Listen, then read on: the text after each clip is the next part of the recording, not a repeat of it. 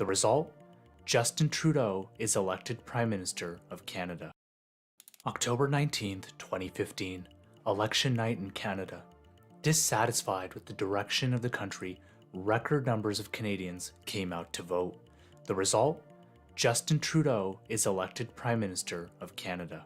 With a large crowd cheering his name, Trudeau had one simple message. It's time for a change in this country, my friends, a real change. Canadians across the country were excited and energized. They believed in a bright future for Canada.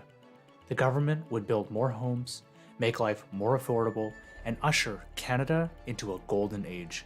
The Canadian dream. But fast forward to today, and that dream has faded. Housing prices have increased at record rates. Food banks are turning away hungry Canadians, and immigrants are leaving in record numbers. The Canadian dream has become a nightmare. This is the dark side of Canada. If you talk to real Canadians, more often than not,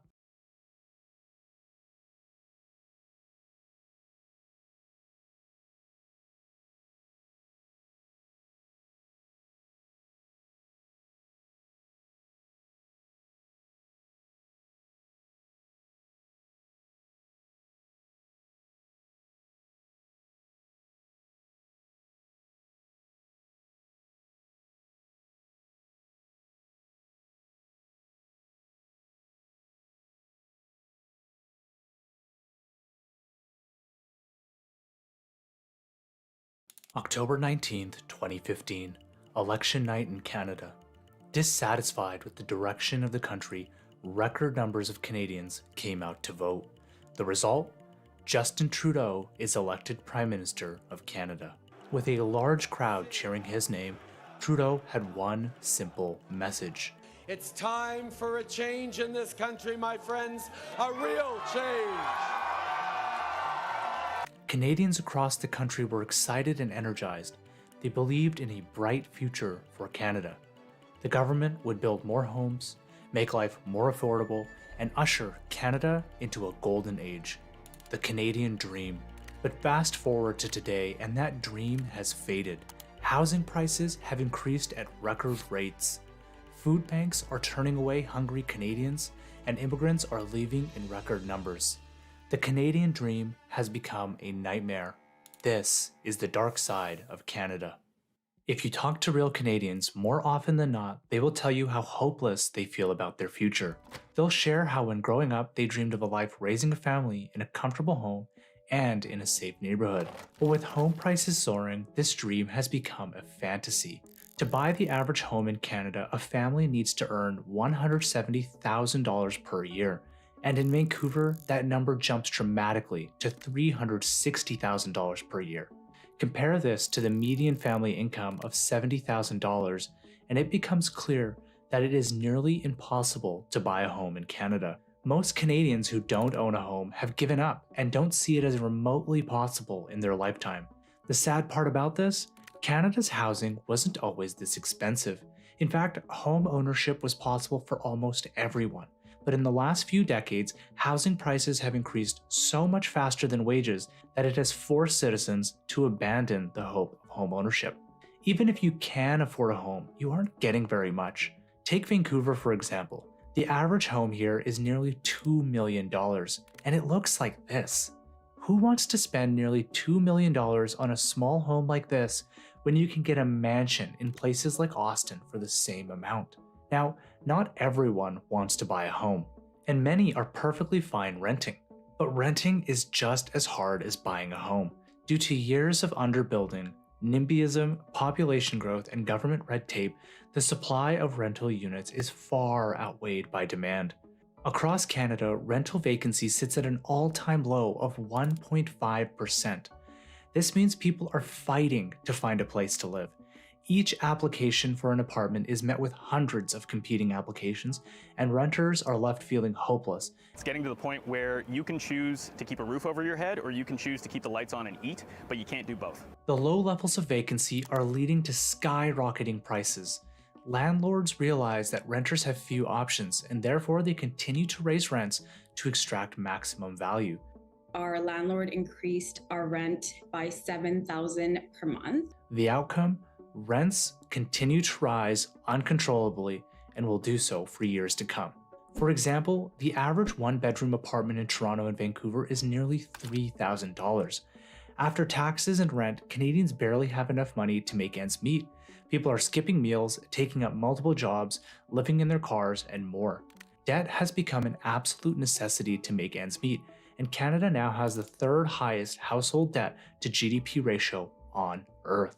All of this is compounded by the inability of the government to help. In fact, many would argue that the government is making life much harder for Canadians.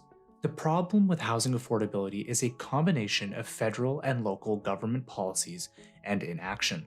On a federal level, Prime Minister Justin Trudeau has overseen the largest increase in Canadian real estate prices in history. Much of this is due to his immigration policy. Since 2016, the government has admitted nearly 3 million immigrants into the country.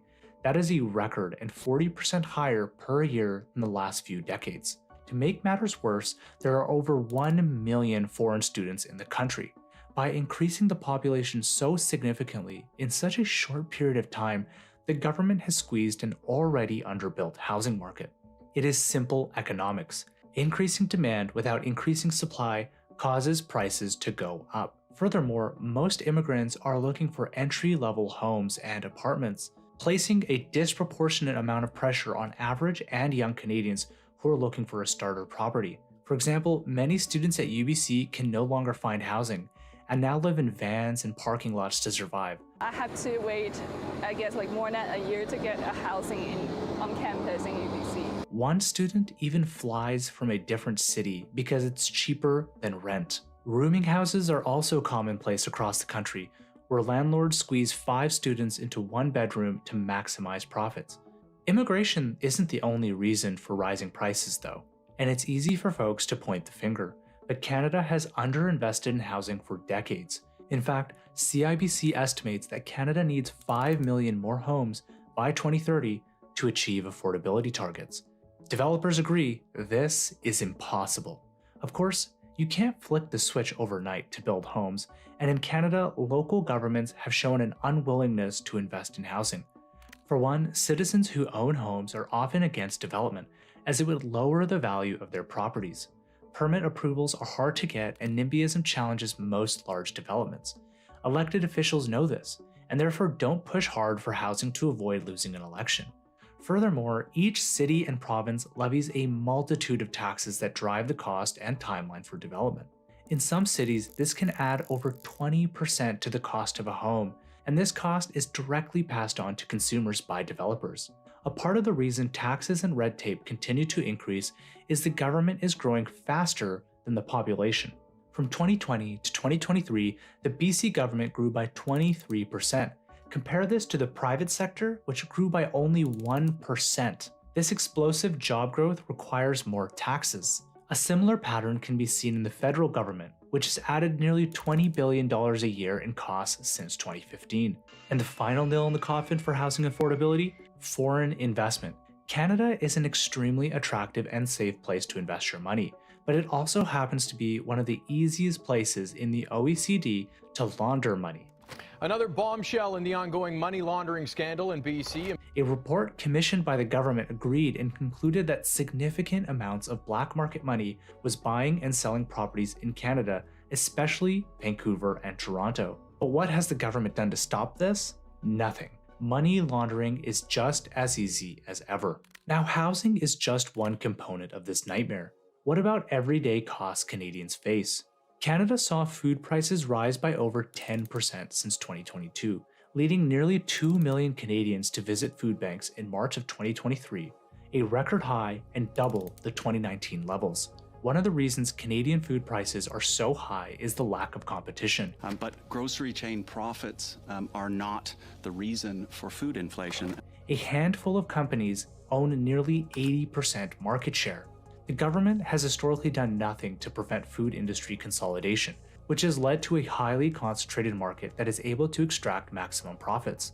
The worst example of this is bread, which is dominated by only 2 players. Not only this, but the government has assisted in increasing food prices in Canada by protecting the poultry, egg, and dairy industries. This alone costs the average Canadian family nearly $450 per year. That could be the difference between making rent or not. The federal plan puts a price on pollution that brings down emissions, and it spurs innovation and the kind of investments in emissions reduction that we need, while at the same time putting more money in the pockets of Canadians. This story of government policies leading to higher prices is nothing new. For example, the government introduced a carbon tax which makes the cost of gas and heating more expensive than ever. Canadians spend more on gas than any other G7 country by a long shot.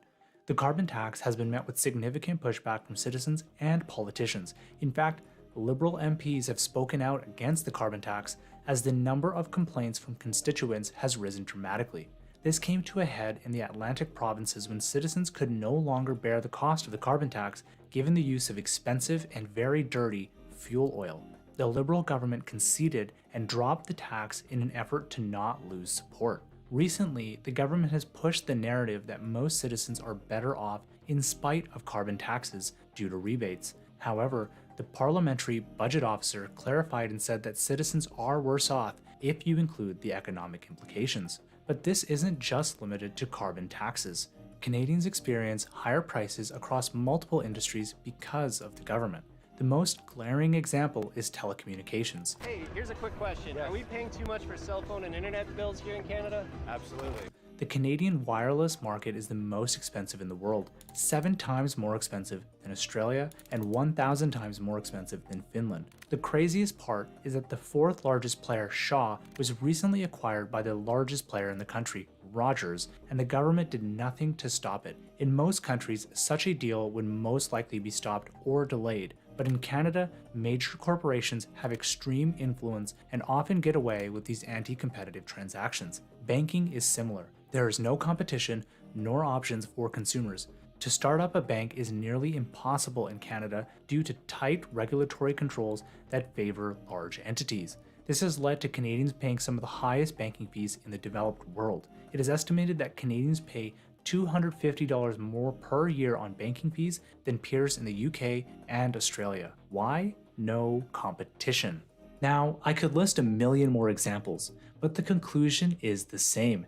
Canada is extremely expensive. One way to counter this is to grow the economy and introduce high-paying jobs. However, Canada has struggled to do this. Since 2019, Canada has seen a decline in economic productivity, while the US has seen a 6% increase. This decline is partly responsible for stagnant wages in Canada and reduction in the quality of life. One of the drivers for this decline is lack of private sector investment. Canadian businesses are investing outside of Canada more than ever before, but why aren't companies investing? Simply put, they believe they can generate greater returns elsewhere, especially as they lose faith in the current Canadian regime, which is not seen as business-friendly. Another reason is lack of confidence. Most are controlled by a few key players. These players have no real incentive to invest, leading to reductions in productivity. The US has low levels of market concentration across industries, leading to constant reinvestment and innovation as companies continue to seek a competitive edge. Another reason is government intervention. For example, Canada has seen a major decline in investment in the energy sector due to federal prices that penalize the industry. Since 2014, energy investment has declined by nearly $60 billion per year. But one could argue that oil and gas is the past and Canada should focus on future-proofing its economy, which is absolutely fair. However, since 2016, GDP derived from technology companies has only grown with inflation, meaning it hasn't really grown at all. All efforts by the government to incentivize industrial investment have failed, but this is not simply limited to large businesses and money outflow. Canada is seeing an exodus of startups and top talent like never before. Each year, 7% of Canadians go south of the border searching for opportunity. And why wouldn't they?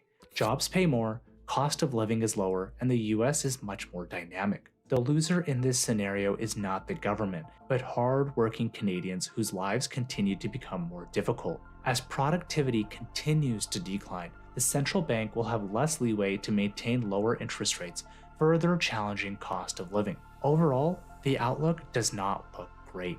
Let's hope that something changes soon. Subscribe to 2 and 20 for more business and economics insight.